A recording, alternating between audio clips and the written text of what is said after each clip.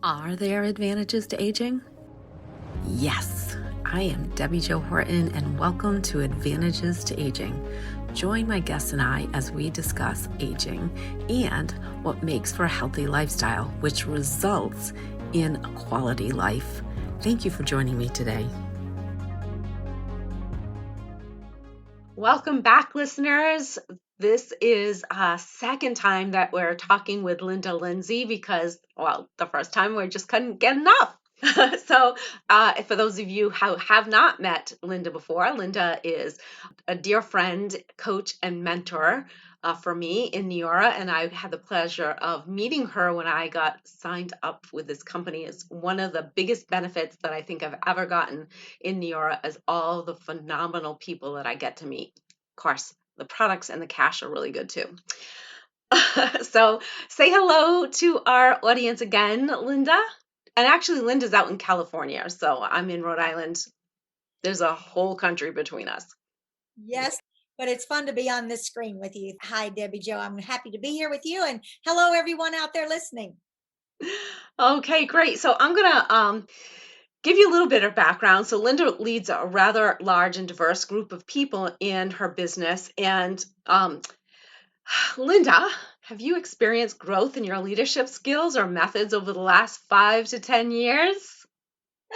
Okay, I'm chuckling because I thought you were going to say in all of those 30 years. I'm like, yeah, yeah. Well, we'll just keep it to the last 5 to 10 years. So, yes, absolutely, Debbi-Jo, because as the listeners do not know, but you and I met almost 10 years ago when we started in this particular company. But I've learned a lot from this company because we're very much focused on personal development, and you'd have to be living under a rock not to embrace that. So it would be almost remiss of me to say, of course, I haven't learned anything. That would be ludicrous because we're constantly growing every single day and every single week. And I'm a big fan of our CEO founder's book, actually, The Slight Edge. That's one of the best books I've ever read in personal development as well as leadership, because it helps you understand it's in the moment what you're doing. It might seem small, it might seem not so small, but it doesn't matter over a long period of time. It does matter. But I'm very much a fan of John Maxwell and his leadership books. Wow. I mean, my mind is blown how he teaches and how he conveys the message. I've absorbed so much of what he's shared because it lines up with my core values of who I am morally, spiritually, professionally. It lines up because he talks about people. It's all about people. And I have a saying that I've said, and you're going to laugh because I've said this a million times, and I'm sure you've written it down a million times. You can never, ever manage what another human being is going to say, think, do, or feel. And when I say that to myself, when someone says something to me, whether it's someone I'm speaking to out in the world or whether it's to a teammate, I already know in my mind and in my heart that person has free will. That person has a choice. It's not mine. And I don't have to own their choice. I can help inspire, I can help encourage, but I can never motivate. Neora's Firm Body Contouring Cream is the perfect summer sidekick. Our Ultra Moisturizing Cream helps smooth and tighten the skin for a more toned appearance, improving the look of cellulite and dimpled skin. And since we're showing so much of it these days, because we can finally get out in the sunshine and warmth and show off that incredible body. I don't care how old or young you are, everyone wants to look their best. So don't forget your Neora Firm Body Contouring Cream. Back to the show.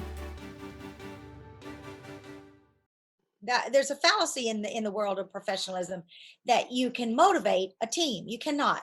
I personally believe that with all my heart and soul, because motivation for me comes deep in my soul. And what drives me to do something has nothing to do with what someone might say to me. It doesn't. What drives me deep in my soul is what are my values? How do my values line up? Does it line up with me? Is it something that's going to benefit me and my family? Well, of course it's going to motivate me. It doesn't matter what someone says to me. So I already know as a leader, mentor, coach, that I can encourage and inspire you. I cannot motivate you. And it's okay if you're not motivated to do what I'm sharing with you right now. The time will come when the timing is right for you. I have to be patient. I have to look to the heart of matter, what's important to you, and I have to help you unpack what is important to you. That's really my job, and how that's really grown is to let it go. I'm not responsible for someone's choice, but to help encourage and inspire them to find their reason for doing it, not mine. You are an excellent person for helping people see a bigger vision. I think that's probably one of your greatest strengths that I see, anyways. So, with all of this growth that you've seen in your team and in your leadership, what would you say is the number one driver of that growth in your leadership? You kind of said it, is helping someone cast, oh, I cast, they embrace a bigger vision of what does this look like for you? Because it's never about me, ever. um just like what I see, what I want, what my vision, I'm looking at my vision board, has nothing to do with anyone in my sphere of mentors. Nothing. It's my goal, my drive. So I help them unpack their goal. For I'll give you an example. When someone says, I'll say, well, okay, let's just get really down to the core of the matter. What is it you really want, and what is it you need right now? If someone said, well, I need to own my own island, I need to own a 90-person yacht, I need to own a jet. Okay. All righty, those are lofty goals. But most people don't say that. Most people say, I just need to make a car payment. I just need to make an extra $1,000 a month. I just need to put my kid in private school because the local schools here are so dangerous. Whatever it might be, it's usually small, but very important to them. And so I help them unpack, okay, if I help you earn $1,000 a month, or what are you going to do with that $1,000? Are you just going to put it in the bank and look at the numbers in your statement? Of course not. It's not about the $1,000. What can you do with that $1,000? And they'll go, well, I want to go on vacation. Okay, where do you want to go? I don't know. Well, then that's not real to them yet. So then I got to unpack it almost like layers of an onion. Okay, well, let's think. Where have you always wanted to go? What's on your bucket list? I want to go to Santorini, Greece. I'm saying that because that's on mine. I want to go to Santorini, Greece. Okay, what are you going to do when you get there? I don't know. I've never been there. Okay, then let's get on Google. Let's get on DuckDuckGo. Let's get on a search engine. Let's find pictures. Let's find things to do. Let's find, where are you going to stay? I don't know. Let's find the best hotel. Oh, how am I going to find that? It's called search. And now let's get pictures of the best suite in the whole place. Do you like to go to the spa? You like to golf? You like to play tennis? Do you like to go to, what do you like to do? Oh, I love to go to the spa. Awesome. Let's Google that too and figure out which one you're going to. And then I ask them to print the pictures out and make a small board that makes sense. And then I ask them to give me a date with no target date. It is just an idea. I ask them to give me a date of when do you want to go? Okay, well, how much is it going to cost me to go there? Let me think. And one lady said $10,000. Okay, $10,000. If you want to earn $1,000 a month, are you going to be willing to do what it's going to take to earn $1,000 a month for a year? You said 10 months, 10,000. You need 10,000. Okay, let's give it a year. Okay. Yes, I am. That's the biggest question. Are you willing to do what it takes to earn that so you can get that trip that costs $10,000 to go to Santorini, Greece, and make memories with your family? It's not about the $10,000. It's about the memories with your family. But you need the $10,000 to do it. So when you help them understand that, you talk about motivation. I didn't do that. That's in deep inside their soul because that's how bad they want to go. Did I not tell you she was great at this or what? I can picture Santorini. That's on my bucket list too. So we'll have to plan a trip together. I was just Look getting ready to out, say that. Greece. Together. Oh my goodness, we have so much fun when we get together. That would be like a trip of a lifetime. That we will laugh ourselves silly. Um, but enough of that. We'll do another we'll do another podcast from Santorini. So one last question before we go.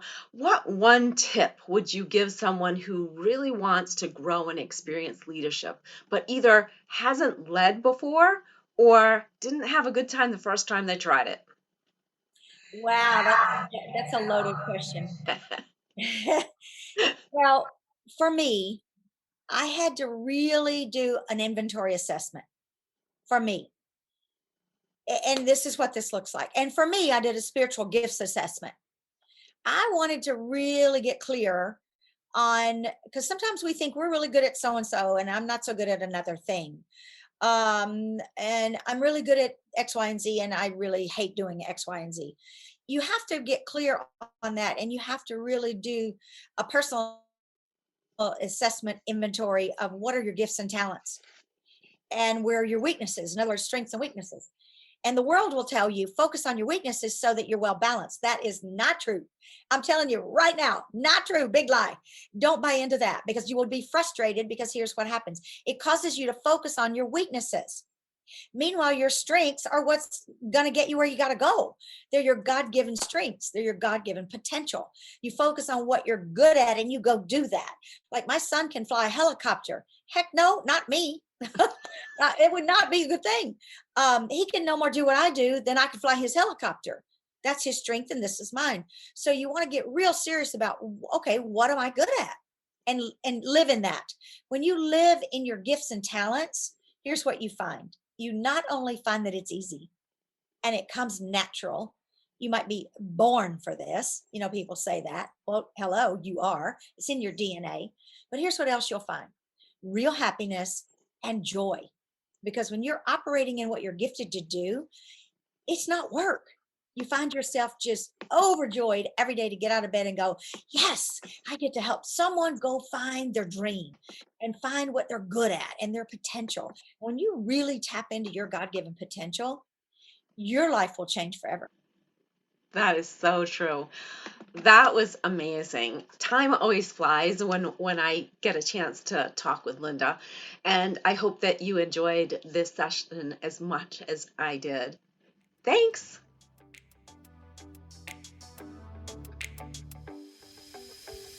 Do you think one of the biggest advantages to aging is all the knowledge we gain along the way? Me too. What did you learn today? Share with me in my Facebook group with the same name as this podcast, Advantages to Aging. Now hit subscribe so you don't miss all the tips to come in future episodes.